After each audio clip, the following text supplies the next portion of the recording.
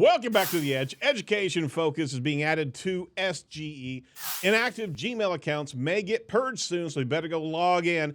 A new report shows that Google might be collecting data on children for advertising. You're listening to News from The Edge for the week of August 21st, 2023, here on Edge of the Web Radio.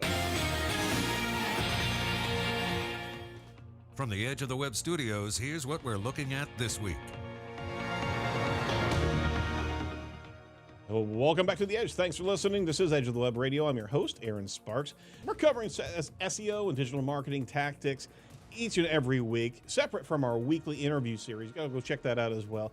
Talk to some fantastic marketing professionals from around the world here on Edge of the Web Radio. If you want to know what we do here on this show, go over to edgeofthewebradio.com. That's edgeofthewebradio.com. So you can see all the shows that we've been doing for the last 10 plus years.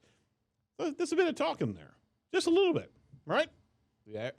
I want to interrupt you. Exactly. Before the show, everyone, is that I was chastising them. They wouldn't actually crowd in on my intro, so they're all just kind of waiting. I just cleared my throat the same time you did. That wasn't my fault. You were mocking me. I heard you. You were mocking. You were mimicking me.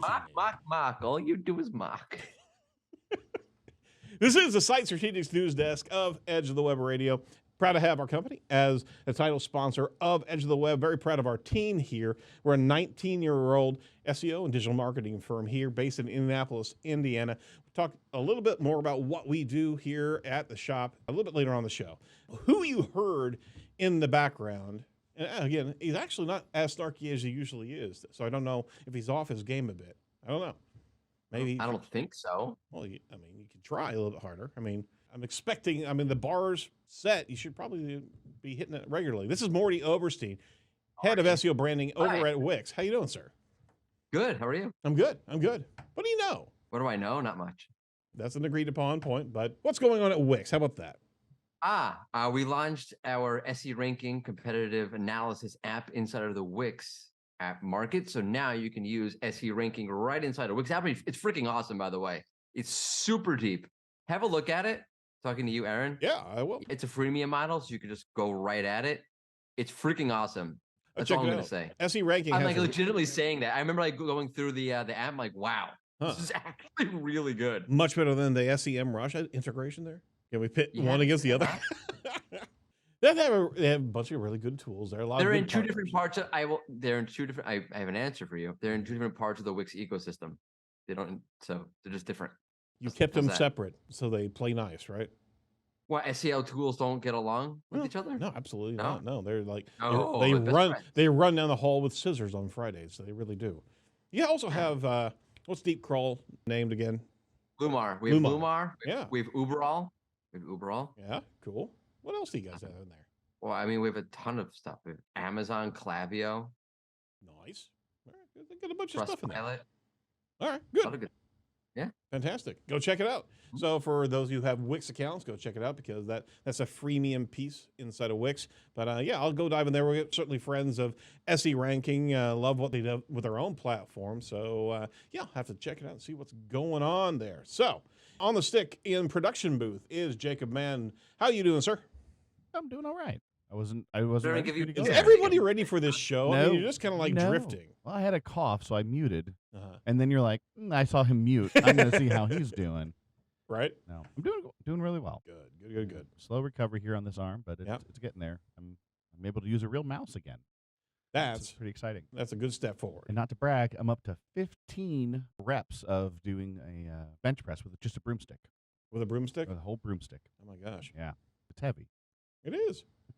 Good for you. I'm so proud. There are some cleaning jobs around the I can't sweep with a broom yet. Oh, of course not. Yeah, no. My wife heard about that. She, all I can do is lift it above my head like a muscle man. Oh. you can like paint on some sort of foam dumbbells or something like that. Really make yourself feel good. That's right. You got kids. They can craft that for you. Yeah. Make me look strong. Well, they're here for the news, not for us, evidently. All right. What's the first news article here? Over at Search Engine Journal from Matt Southern. Google adds new features to SGE focused on education. They actually introducced some new updates in its AI-powered search experience to aid learning and education. So we're all watching with bated breath as SGE starts to deploy. I mean, it's still in the testing stages there, and you have to be inside of the SGE test lab experience to be able to see this. They've upgraded their SGE experience here. They've got some new features now as it applies to education and learning. They've actually steadily enhanced this thing, adding more images, videos to search overviews, improving how links are displayed, and different upgrades. They actually just announced this particular piece demonstrates the company is actually committed to further advancement with features designated to aid research and education. So you can actually now highlight over certain words in the syntax of the paragraph, and you've got pop-up bubbles, and we're showing on screen. If you join us over on the YouTube channel, you'll be able to see the entire show here and be able to see our screenshots. To simplify the learning process, Google will actually enhance the AI-generated responses from various queries or questions in science, technology, engineering, math, economics, history, and more, they say. Definitions of obscure terms are provided right within the answers itself. And on top of it, if there's new topics that are not thoroughly understood, or if you're looking to clarify a topic, users frequently encounter unfamiliar terminology, and that's why they're rolling this out as a helpful guide. If there's some things that need to be understood, the SGE experience is there to be able to help. So this is much more interactive. This is helpful in a lot of different ways. And on top of that, the example they have has a citable link from Wikipedia right there. I'm hoping that is being continued with all of the different interactive elements there, but it's good to be able to see those citations. What do you think about this helpful education environment, Mordy? It's pretty cool. It's cool. It's interesting. It's also concerning, perhaps. Tell me, pray tell. Particularly on the web browser version of SGE. So you go to a web page. Yeah. You click on the SGE. Instead of reading the page, you read the cliff notes inside of the SGE. So you're not actually reading the page's content. Repeat that again, just for our listeners that actually experience. If you, in some cases, if you can utilize the SGE in some browsers and some pages to spin up a summary of the page. So it's in browser. Yes.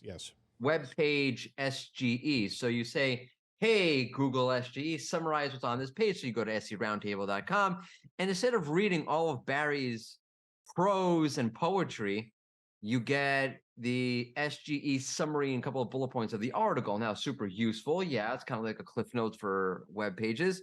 But at the same time, there's a couple of things. One is all the CTAs, they don't see all of, let's say they're running ads, right? You're getting paid to have ads on the page. They're not seeing or clicking on them. And most importantly, saving the best for last, all of the branding, all of the authority that you would get from people reading your content, you don't get now. Because now the content they're reading is Google's, and the association to the content that they're getting is going to be to Google, not to your webpage, theoretically. And I think it's problematic at best. So this SGE while browsing application, you still have to opt into it and have it actually running on the browser. No, you don't have to opt in. Really? It's there. I mean, you have to utilize it Sure. and engage it. But Google said you can't opt out of it, meaning if you're like, say, I don't want you to do this on my website. Right. Which is super interesting. I feel like that's maybe a line that got crossed there. Yeah, bit. absolutely. Yes, it's your browser, but no, it's my whatever. The only time that you can sort of opt out is if the content is behind a paywall, which makes me wonder if people are going to put more content behind the paywall. So the tool pops up immediately to summarize everything as you're in an SGE experienced browser. You have to have an SGE account, obviously, to be able to do that. Yeah. You have to be one of these people in the United States with the SGE. Right. Blah, blah, blah. So but it's actually injecting its own summaries. Right. But let's assume this feature rolls out when SGE fully rolls out. Yep. It's going to happen at some point. Yeah, there's a big overreach there. But at the same time, I mean, the Edge browser still has... Cool. It's helpful, but I mean, at the same time, if it's actually overlaying a good portion of the content with its own summary, and there's a mobile screenshot on Search Engine Journal where that's actually the case, right? They went directly to the URL from a mobile experience, and you can't see the bloody page. Right. On desktop is kind of like a panel on the right-hand side of the page. Right. On mobile, there is no right-hand side of the page. Oof. Yeah. It's problematic. Yeah, it's encroachment into the user experience on the page itself. And where else, I mean, it's summarizing key points, Now it's summarizing what it thinks is actually valuable as opposed to what you're putting on the page itself. And you're Right. losing all call to actions or anything that you're trying to get an engagement from the user, right? Yeah, so I'm not part of the tinfoil hat community that's saying Google's doing Oh, this come on on. purpose. The water's fine over here. All right, well, I'll walk over there, but maybe I'll fall off the edge of the earth on my way over. No. You'll just run into the high iceberg cliff there. You'll never actually be able I to wouldn't fall want off well, the if I have edge. to cross a river or sea to get to you with a Loch Ness monster eat me. I don't think that Google's doing this on purpose to get you. I just think it's like the natural evolution of what they're trying to do, and like, yeah, super cool. But I think there's a lot of implications that haven't been fully Thought through. considered. Yeah, absolutely. And we're also looking at other citable sources that could very well be on that summary, because you see on that panel there are 5 additional questions that very well may not be answered by that article, but will actually take you out of that experience to another page, right? Exactly. That's why we publish content, to be able to make sure that Google can summarize it and send our user elsewhere, right? That's why I do it. Hey, we are proud to have Site Strategics as the title sponsor of Edge of the Web. Our firm is a 19-year-old firm specializing in entity, SEO, technical SEO, search engine marketing, social media marketing, and all the things marketing, including conversion rate optimization. So what we were just talking about there, that's kind of the antithesis of conversion rate optimization if we're sending you back the way you came. Anyway, we've also developed a very unique omni-channel media marketing and curation process. We have an interview method here where we dig in deep with a good deal of strategy and research on certain questions and explore that organically with different interviews that we have with our subject matter experts of our clients. And we incorporate these best techniques to be able to create a content broadcast strategy that works, especially in today's day when we're talking about helpful content. That's how we get to helpful content from our clients. So if you're interested in what you can do with us, just give us a call over at 877-SEO for web or 877-736-4932. Second article from CNBC. Better log in quick, guys. Who here has a Gmail account that you haven't logged into for the last 2 years? Just one? we all have a few, At right? least. Just one. At I least. only have one. Well, Google's plan is to purge inactive accounts, and it's not sitting well with a lot of users here. Google's telling users by email that it will delete accounts starting in December if people haven't signed into them for over 2 years or more. And this is a article from Jordan Novet over at CNBC. Now, one thing is these are free accounts, right? Because that's not applicable to Google Suite accounts and paid accounts, but they are actually positioning themselves to be able to purge some of the stuff out there, and people are a bit concerned, to say the least. People on social media, this Stone Roast 95 on X, formerly known as Twitter. What are you doing, Google? They wrote in a post with a screenshot of the email. The new policy doesn't apply to schools or businesses, like I said, using Google accounts. Paying subscribers for services like extra storage are also safe. The standard 15 gigabyte allotment should last 3 years or more for 80% of the account holders, Google said in a 2020 blog post. So basically, if you haven't logged in the last 2 years, public service announcement, if you want to keep that email around, just go over there and log in. Now, if you've forgotten the password, that's a whole nother hill of beans here. I've done it myself. I've got a series of old Gmail accounts. I got to go back and see if I want anything out of those. If I not, don't even know what I have. I know I got a bunch. One of them is connected to my LinkedIn account. And Oh, like, yeah. ugh, yes, I have one of those too, and I can't find it. this is so annoying. I understand that Google's worried that people are going to spin up account after account to have 15 megabytes of data, okay? But y'all are being like Netflix all over again. Oh, password sharing. What? I can't share my sister's in-law's password for my Netflix account? Is that the stealing? What? Well, No. evidently to Netflix, yes. But how is this applicable? How is this applicable We're to all Google? family. We're all family. But in earnest, or in honesty, or whatever, in something, 15 megabytes. I'm gonna sign up, have multiple email addresses just so I can have 15 megabytes of data. Well, as long And as then, It's, and then it's how do you even know where it's you probably keep half this stuff? gigabytes, it's gigabytes. Did I say what I say? megabytes. Oh, yeah. This is 2023. 1995, maybe. Amazing. Sorry. I only On my keep, 286 I only computer. keep tiny Word files. with all my megabytes. And my Juno account's almost full. I still remember my Juno account. No, it was NYR84. That was my Juno at Juno.com. Ooh, everyone sent an email. Yeah. Yes, please. I did try to log in at one point. Let's see if I can like figure it out.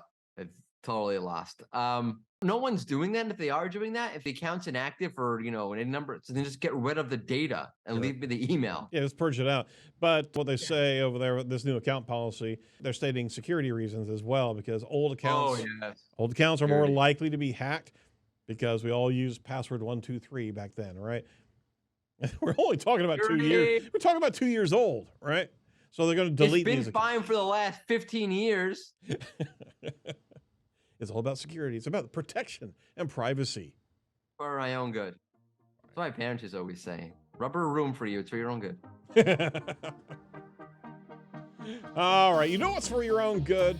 Going with Brightlocal. They're an all-in-one local SEO platform, and they're the new sponsor here on The Edge. Brightlocal is the leading local search platform that helps both businesses and agencies drive more traffic and more leads from local search. Check this out.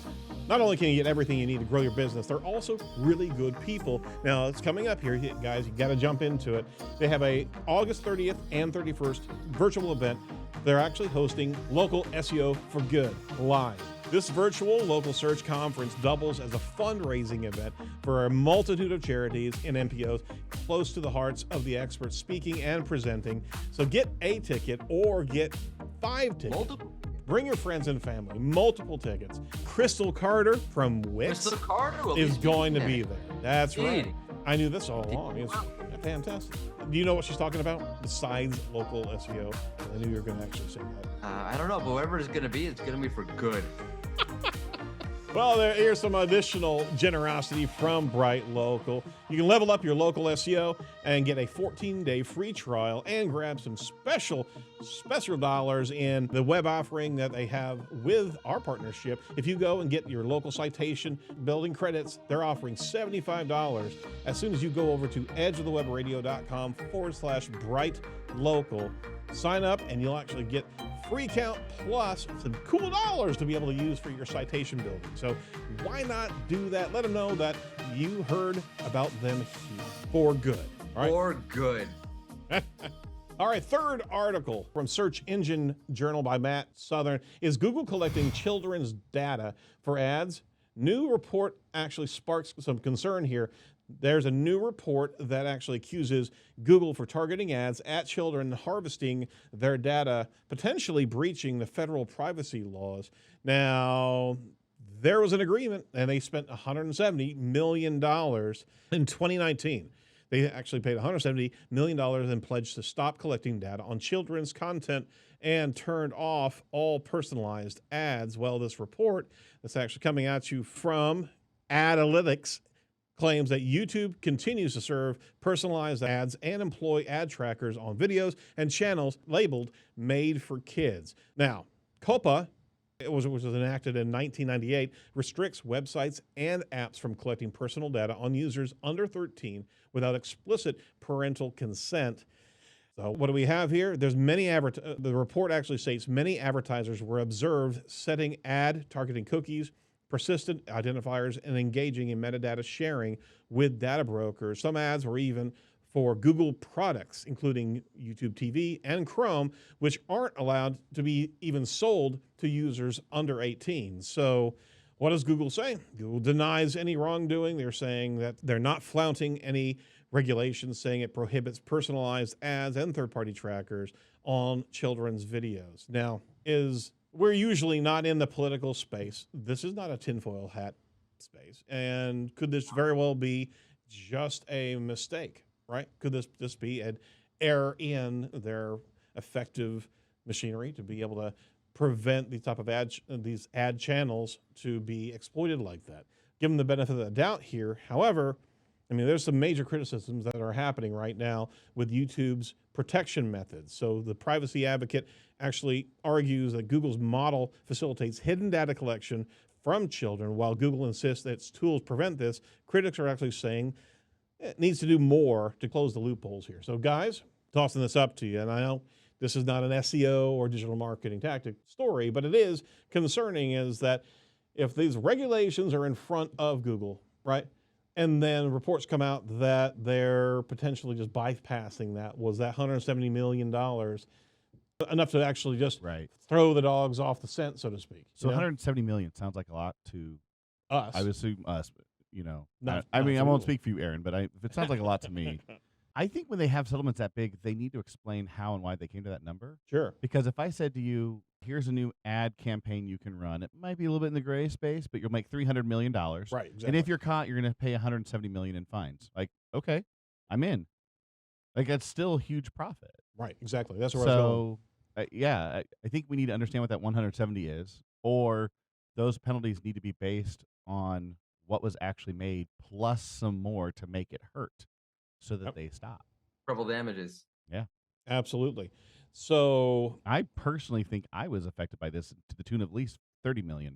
You were? Personally. Oh, my gosh. Yeah. You should probably file that someplace. Okay.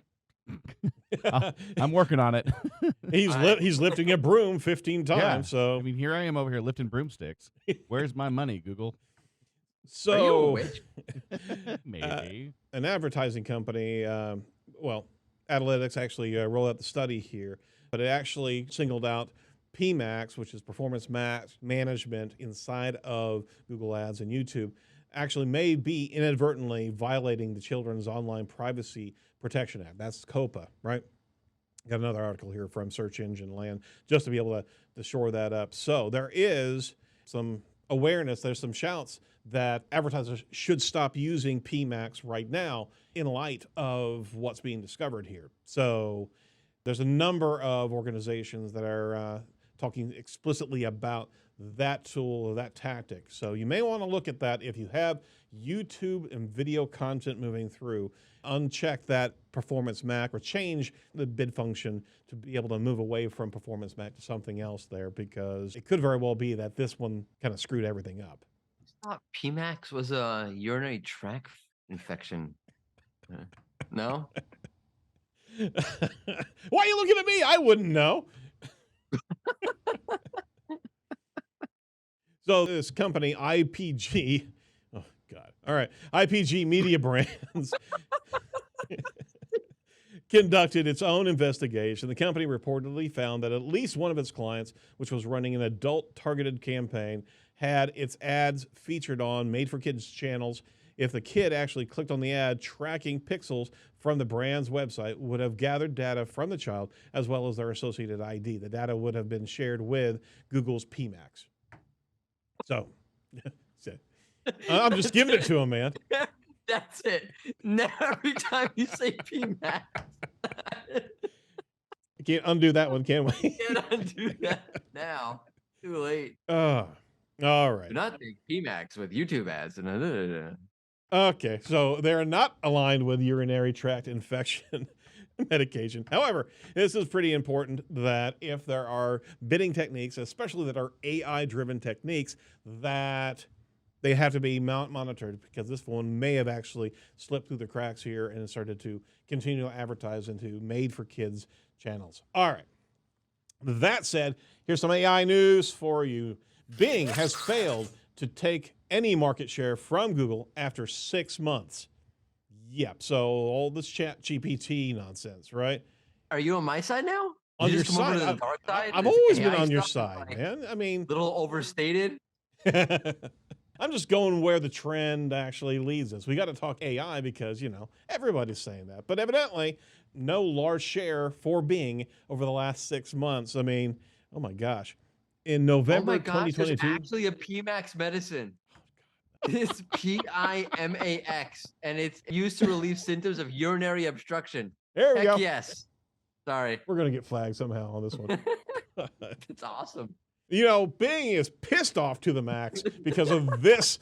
I mean, they invested $10 billion plus into OpenAI and ChatGPT on their search platform, and they were not able to carve out any sizable market share. Bing's U.S. market share was typically 7% in 2022, with a high at 7.82 in November. Bing's global search is at 2.99 in July, says Stat Counter. So where does that investment get us, guys? Well, first of all, I don't know if you knew this, but they actually asked ChatGPT, how can we get market share from Google? and this was ChatGPT's plan. So All along. all these people starting businesses from AI, It is a plan that seems like would be conjured up by AI. right? Absolutely. Yeah. See, You know? it's all about just getting plugged in there, right?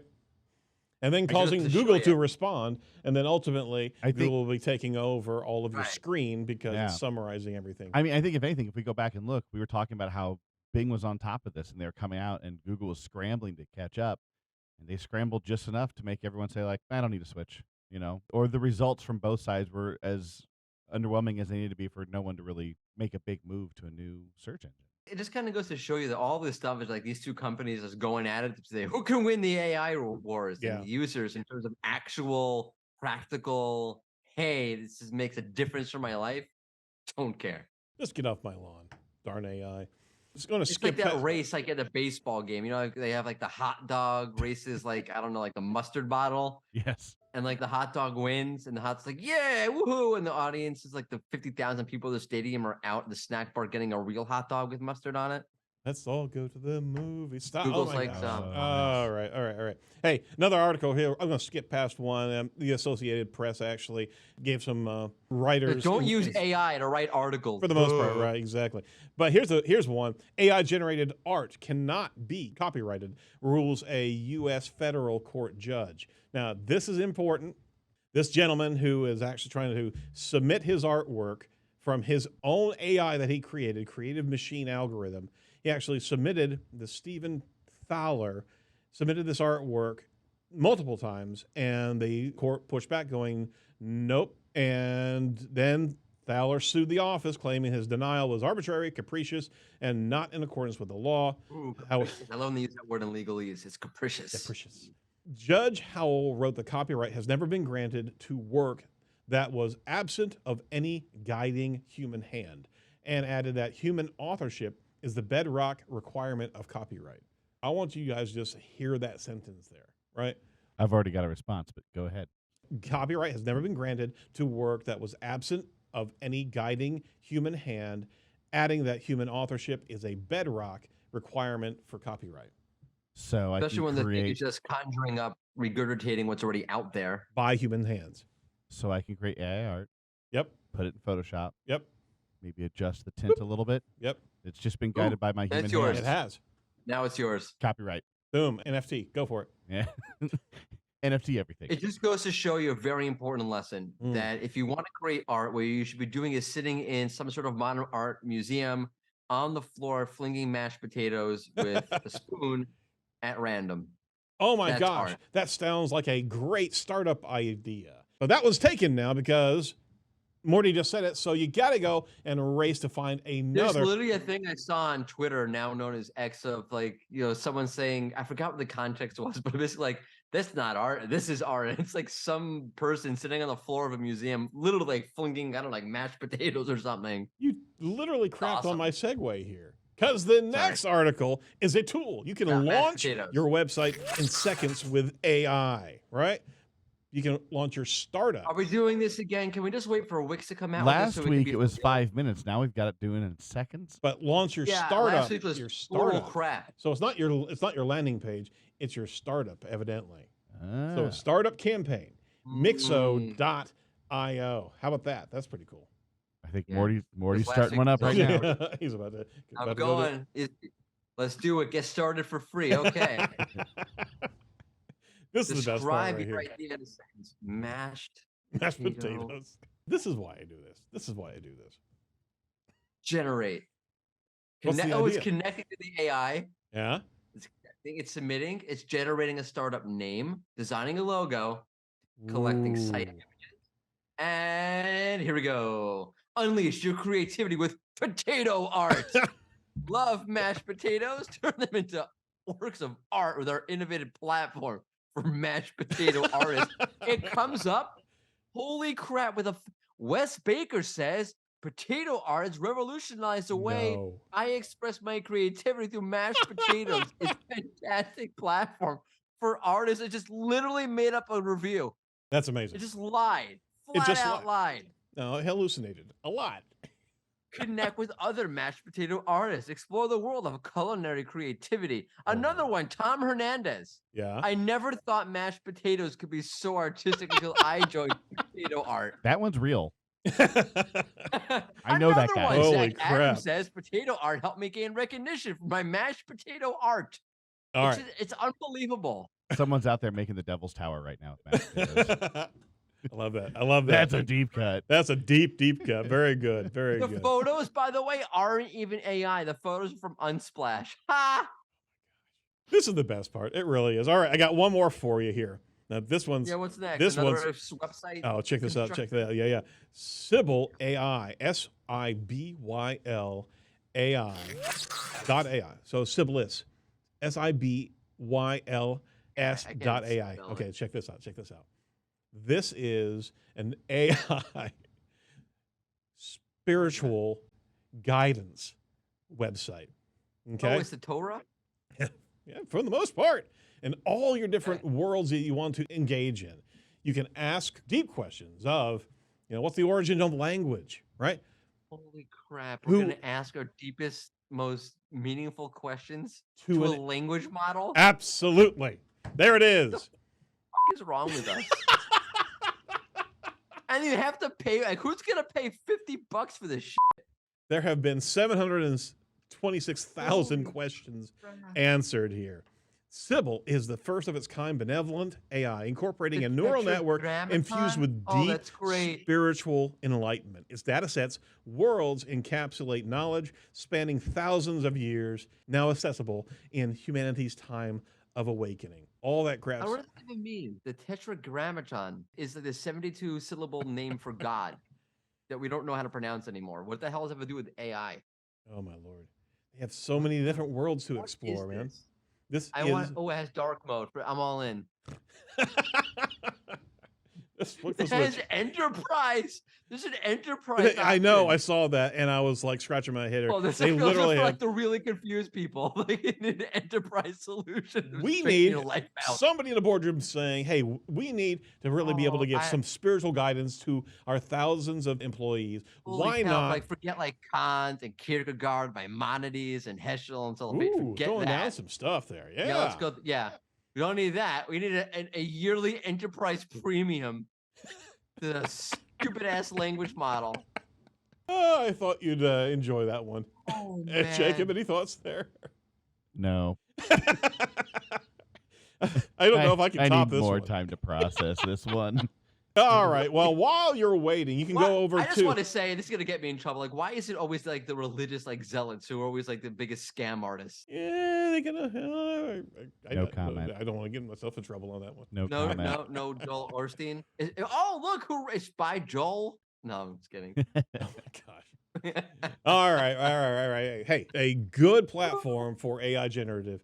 Check it out. If you're trying to accomplish some good social media posting, there are no worries about relevant call to action pages. You can actually join Inlinks. They got a great social media tool along with content creation and on top of that, cross-link management tool and schema as well.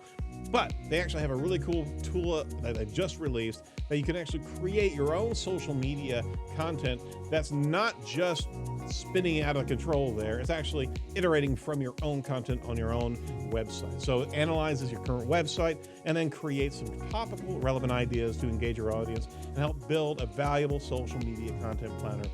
And it will not look for the meaning of life. It will look for the meaning of your content and give you some opportunities to be able to have a thing called the Dolly LLM. I'm just kidding. All right, go over to edgeofthewebradio.com/inlinks today to sign up for your free account. Let them know that you heard about them over at The Edge, and let us know how you enjoy their platform. They've been a long-time sponsor of the show, and we certainly do appreciate it. Man, we use this tool on a regular basis at Site Strategics. Fast Track with Barry. Hit it.